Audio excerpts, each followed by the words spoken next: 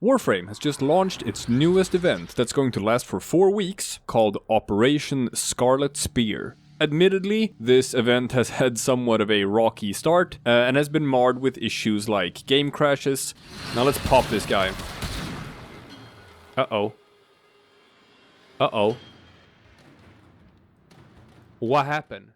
Progress blocking bugs, and people not getting the correct rewards. That kinda sucks. But the event has been out for a couple of days now, and the developers have pushed through a number of hotfixes to clean up this mess. It mostly works as intended now, with the most notorious persisting bug being the so-called ghost flotillas, which I'll get to later. But it's absolutely in a playable state, and I recommend everyone to dive in and try it. The reason is because, unlike what you might have heard, this event is fun! That's right, now that things are working, it's actually quite an enjoyable experience, with a good mix of challenge and reward for both veterans and new players. And I'm here to teach you everything you need to know in order to maximize that enjoyment. So let's jump right in.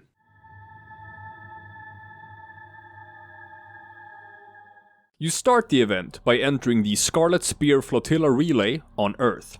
All you need to do in order to play the event is simply hitting Mastery Rank 3, which means Operation Scarlet Spear is open for pretty much everyone. It is a constantly recurring event that goes on for 3 hours, then with a 10-minute break before it starts again. So long as the event is currently ongoing, you'll be presented with a list of relays to join, with various amounts of progress in them, and there's a timer showing you how long you have left in this specific wave. Once you're in, go talk to Little Duck, and she'll give you the details of the operation. She'll also sell an uplink for 1000 credits that you need to buy in order to play the missions. The uplink will then be automatically added to your gear wheel for the duration of the event. In addition, she serves as the store where you'll spend the Scarlet credits you earn playing the missions. There are blueprints for 2 new weapons you can craft, the Bazmu rifle and the Seti Lacera blade whip. And for veteran players, there are arcanes that you otherwise could only get by running Eidolon hunts in the plains. Currently, there are only common and uncommon type arcanes in the store,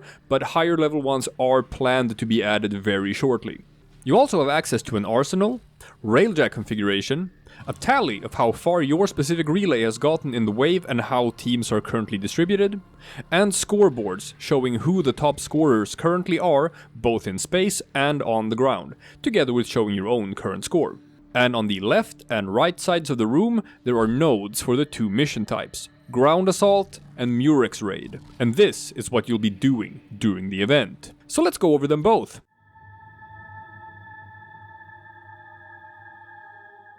In this mission, you'll deploy on Earth, and your objective is to scan sentient chondrix for so-called kill codes that you will be sending to the space teams. In order to do this, you have to first weaken the chondrix by shooting into its glowy orb while it's spawning sentient defenders. At 2/3 health, it'll close itself, and won't open again until all the defenders are taken out. Then it'll reopen, and you can go back to shooting it.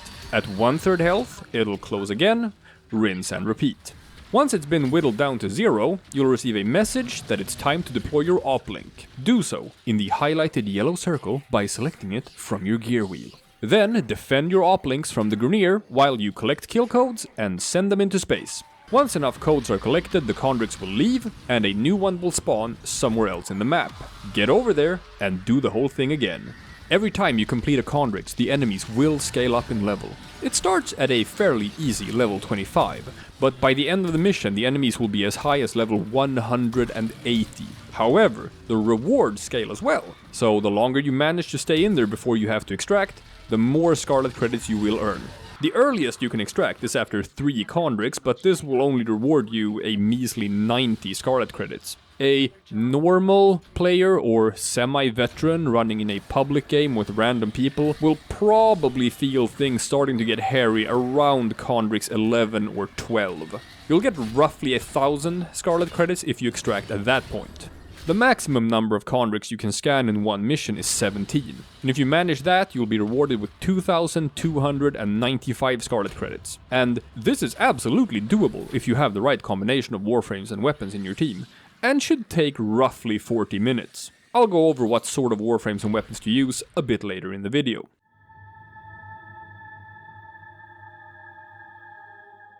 In this mission, you'll deploy in space, and start with the railjack. If you have a railjack of your own, you can choose to host a squad.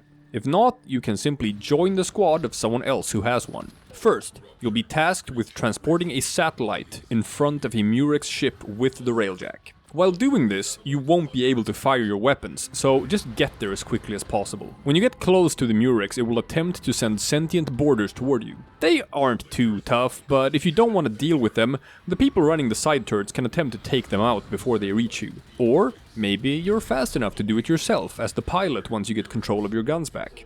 Now, currently, there does exist kind of an exploit in this mission, in that the AI pathing doesn't really know how to deal with you simply flying physically inside the Murex with your railjack and just sorta parking there. Enemy ships just can't reach you or fire at you at all while you're in there. You're completely safe. Now, this might be something they'll attempt to hotfix in the future, but for now, this is how people play this mission. They just park the railjack inside the Murex, and then all 4 squad mates go inside, leaving the railjack behind empty. It's fine, trust me, nothing will happen to it. If this hadn't been the case, you would have been forced to split your team up, with some squad members staying behind on the railjack and fending off enemy ships, while some go inside. But since you can currently do it this way, it means that right now the space missions are way easier than the ground assault. So, if you're a new player and kinda struggling to keep up with the rest of the team in the ground assault, it might be an idea to do space missions instead. At least, at the moment, because who knows if this method will still work a week from now. Anyway, once inside, your team will go to the designated spot and deploy your oplinks. Here you will be receiving the kill codes sent by the ground teams, feeding bad data to the Murex until you get it to leave. Sentient defenders will try to destroy the oplinks. If they succeed, the mission is over. As soon as you've fed enough kill codes into the Murex, you'll be teleported back to the railjack and the Murex will disappear. Now you simply head to the next one and repeat the process. It does get harder as you go on. Grineer ships will start to show up as well, meaning you'll have to race even faster to get to the next Murex, and you'll have to deal with both Grineer and sentient boarders, sometimes at the same time. The satellite itself can also take damage while it's being transported between Murex, and a destroyed satellite also means a mission end. However, once it's been deployed, it's indestructible. The maximum number of Murex you can drive away in one mission is 5, and this will reward you with 1,800 Scarlet credits. It's harder to tell how long this will take compared to the ground assaults, since it's dependent on ground teams actually sending kill codes to you. If no codes are being sent, you have no choice but to just sit there and wait until you get some. But as long as you're constantly being fed codes, it should take around 25 to 30 minutes to clear 5 Murex.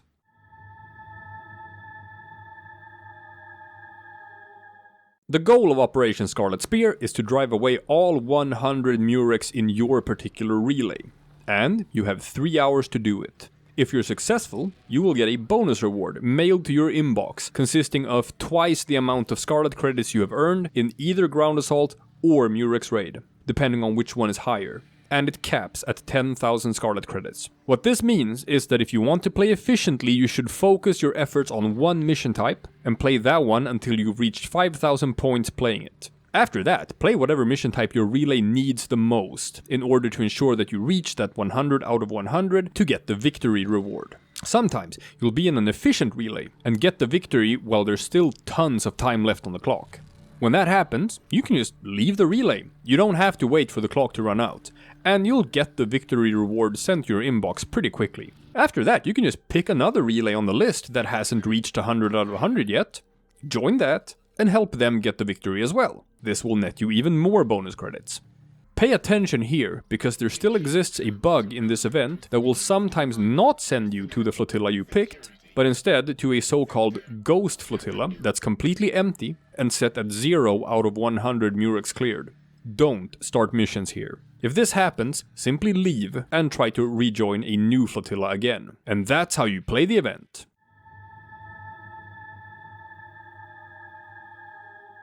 So, what are some good Warframes and weapons for this? There are 3 things to keep in mind when selecting Warframes and weapons for this event. 1. Both missions involve defending an objective. 2. Both missions involve fighting sentients. 3. The sentients in these missions are not immune to crowd control effects.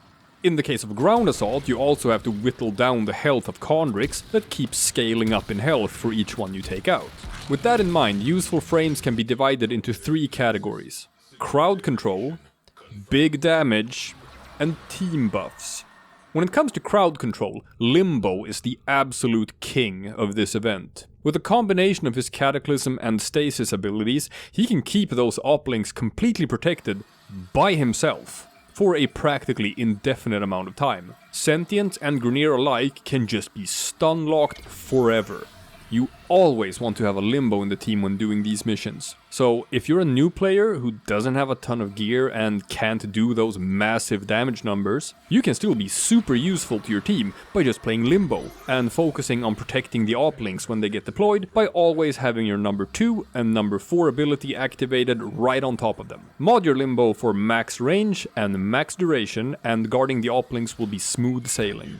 Another good crowd control frame for this event is Nova, who can slow the Sentients down to a crawl, making them very easy to pick off. For huge damage, you should probably be looking toward either Mesa, whose regulator pistols are very efficient in wiping out both Sentients and Chondrix, or something like a Mirage with Hall of Mirrors, which also works well against a huge stationary target like that. As far as buffing the team, a new player can do the Ground Assault teams a solid and just bring a Rhino. Using the Roar ability gives a nice damage buff to everyone standing close, which helps when those Chondrix start getting stupidly big health bars. Another good option is a Volt, placing shields on the ground, since shooting through those shields grants a damage buff as well. And there is of course also Wisp, who can provide healing, increased fire rate, and crowd control all at the same time with her reservoirs. And finally, for a completely different reason, it's honestly not a bad idea to bring a Necros to this event.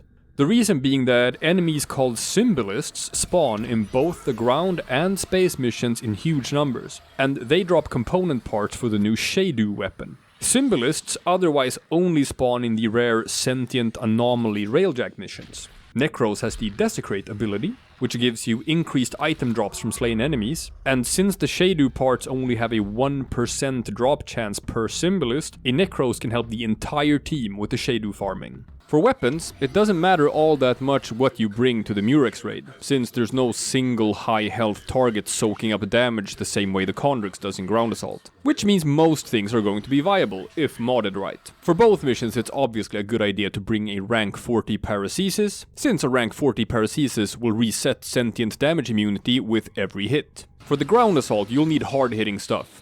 That Chondrix is going to take longer and longer to whittle down as the mission progresses. You can treat this a bit similar to Eidolon hunts when gearing, so a potent sniper rifle will work well.